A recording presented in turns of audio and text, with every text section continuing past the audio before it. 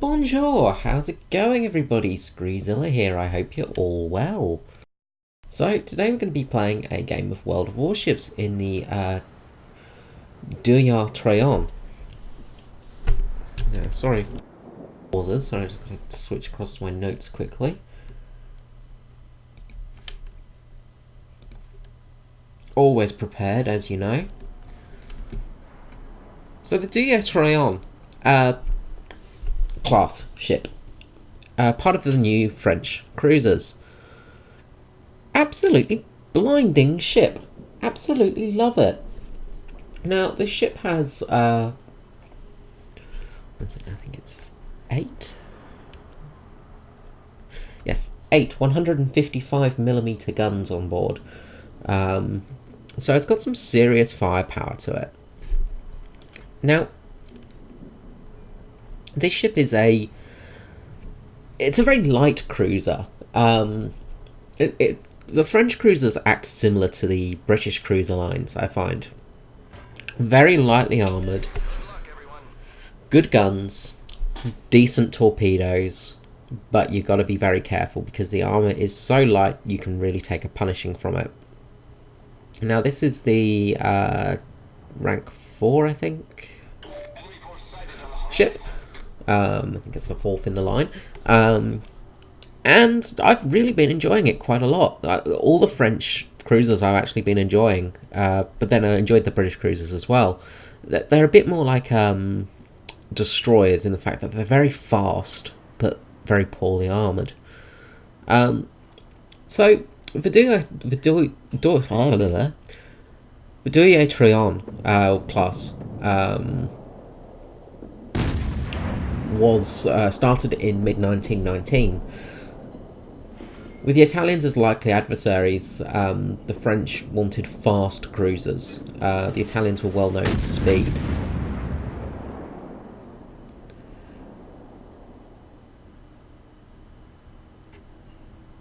Now, this ship was looked at with the Omaha class from America, and they sort of worked in a similar way, thinking for it. It's a trap. Some torpedoes coming there. It was built very light. It was built fast, and it was built with some very heavy guns on board, and that was the idea of France's cruiser line. Now this ship was a very good ship. Unfortunately, it didn't really see much action. As you see there, that destroyer took a battering there. This ship does some serious damage when you hit, which is really quite handy.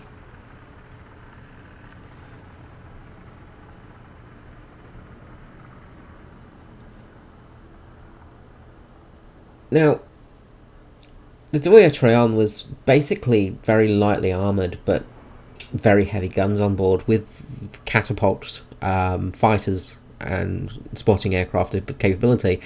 One of the things I would suggest in this ship is take catapult fighters, because your AAA sucks pretty badly. It's one of the sad aspects of it.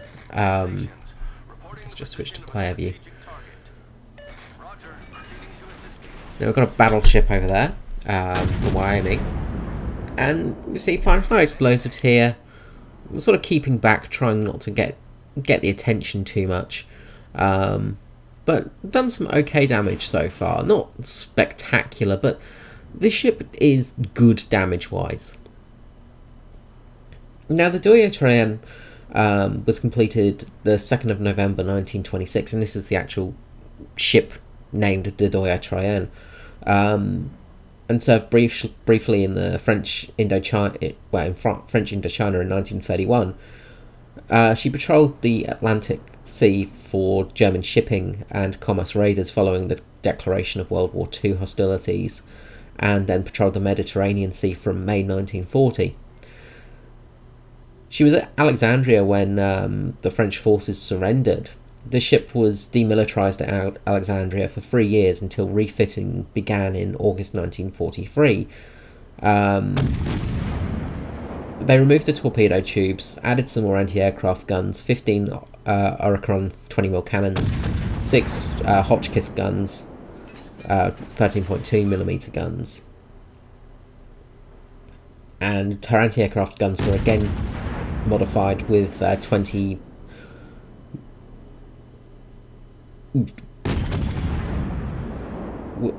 was modified to 20mm and 6 Bofors 40mm guns, and a radar was added. The Duguay-Trouin returned to the Mediterranean to support Operation Dragoon and flank force bombardment of German positions in Italy. She returned to French Indochina for post-war operations against Viet Minh unit and was scrapped on the 29th of March 1952. Now, 3 of these ships were made. She was the only ship that actually survived. Her sister ships were both sunk by American ships out of fear of them being used by the Germans, basically, because that was a big fear, because the French ships were very good and nobody wanted the Germans to have them. So the French ships in World Warships, as I said, they're very weak in armour, but what they lack in armour they really do make up for in their guns and their gunnery as well. The guns are so accurate, you really don't have trouble hitting stuff with them. They've got good velocity, but they've got really good grouping. As you saw there with the grouping, it just all goes in the same place, and it just feels decent. It's one of the things I love about these French ships, is they've got a nice drop to them. They're quite, they've got quite a big drop going down, but they really do hit what you're aiming for. So, you know, this isn't a super game, I wouldn't say that.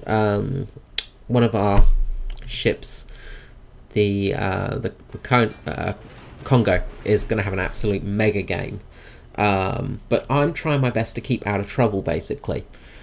Supporting the Congo, supporting the battleships over here, basically just in case any destroyers appear. This thing is a real destroyer killer. With the high explosive shells you can do some serious damage to those destroyers. Now, French ships are very fast. As I said, you get some good speed from them, and that's very handy, because you can really get into a place of safety quickly. They've got great acceleration, and not so good on the reverse, but on the actual frontal acceleration they're pretty damn fast. You'll get up to your top speed without too much trouble. You also don't lose too much speed when you're turning, which is really nice. The guns are a bit slow in their turning, unfortunately, but they are big guns. They're some of the biggest guns of the tiers. You've got some seriously heavy guns on board, and that really does help. If you catch a cruiser close up with armor piercing, you will really punish them. I caught a American cruiser at 4 kilometers the other day, and well, that cruiser absolutely got a hammering. I think I got something like 6 citadels from one salvo, and he was dead. It was very, very handy. So we've got 2 battleships over here, and there is a cruiser behind the island. Completely fluffed that shop. Now, I am sort of doubling back here a little bit, just so I don't get too close. The thing with the French cruisers, I say, is if you take a hit, you're going to take a lot of damage, especially from a battleship. You're wanting to go after destroyers and cruisers, but you've got to be a bit careful with cruisers because they can really cause some damage.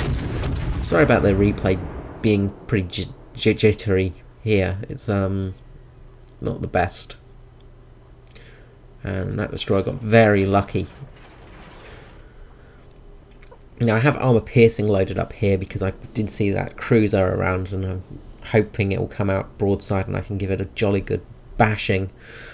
One of the interesting things about these guns, though, is you will get citadels with the high explosives.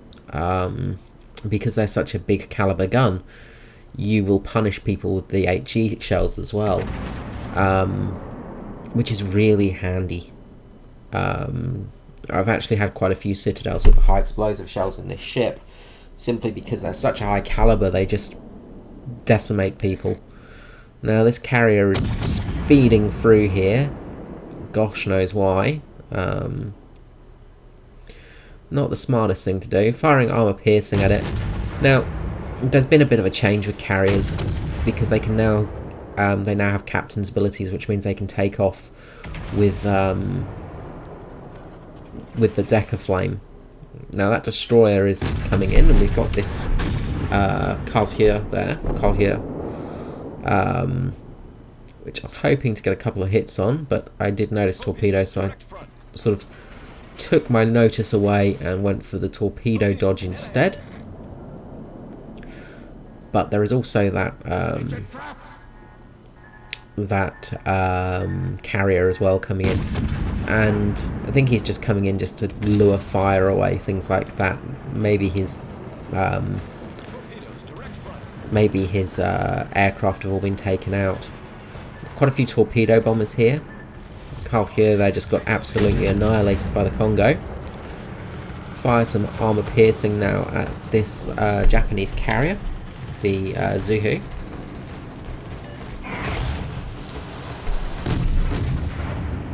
And sort of aiming around the citadel, just trying to get some real punishment on there. There's some nice damage, lots of over penetrations though. That's one of the problems, is these shells are very, very strong. The armor piercing actually works well against carriers, battleships as well. So we've got this Kaiser here, so the German battleship. So firing off a few armor piercing shells, get some good hits there. Both shatter, unfortunately. So I'm switching to high explosives now, just to start causing some fires. Now, these shells aren't the best for causing fires. You don't always cause fires. First one does though, luckily, and my fire is not going to have time to burn, so he's going to get taken out by those torpedoes. Got two battleships and a carrier, so we've got the Wyoming, and there's also another carrier over there, so keeping high explosives armed, firing off at the Wyoming. Take out one of his AA guns, which is always good. Full salvo off. Hopefully get some good hits here. All managed to miss. Got some planes around us now. Our AAA is doing bugger all to it, of course. As you see there with the high explosives, did almost 1,000 damage to him, which is not bad really with high explosives. The Wyoming's now sinking. The Congo got another kill. He ended up getting, I think, 5 kills in this game, so really good game from him. And our carrier did really well too. So as you can see, we're doing pretty well. We're pretty much annihilating the team here. Now some high explosive salvos off to the Langley here. As you see, he just got absolutely demolished by a couple of rounds from the Congo. Now high explosives here go straight through the deck, incapacitate his engine, and then I get a citadel on him with my high explosives. As I said, this is a really handy thing, especially on British cruisers. You will get British and French cruisers, sorry. You will get high explosive citadels with it, which is something you don't normally expect, but it's always nice when it happens. So their last ship now, the Congo of their own, absolutely taking a battering from everybody. Getting those last shots off, get a few nice hits, a couple of 1,000 damage, but he's not going to last much longer. The velocity of those armor piercing shells are going to beat my high explosives. And that's the game. Game, set and match. So I hope you enjoyed this video, guys. I will be back with you soon. I'm sorry I haven't been doing too many videos of late. Um, as I said, I've been a bit unwell of late. Hence the stammering and things like that. But I will see you all again soon. This is Screezler out. Have a lovely day. Bye bye all.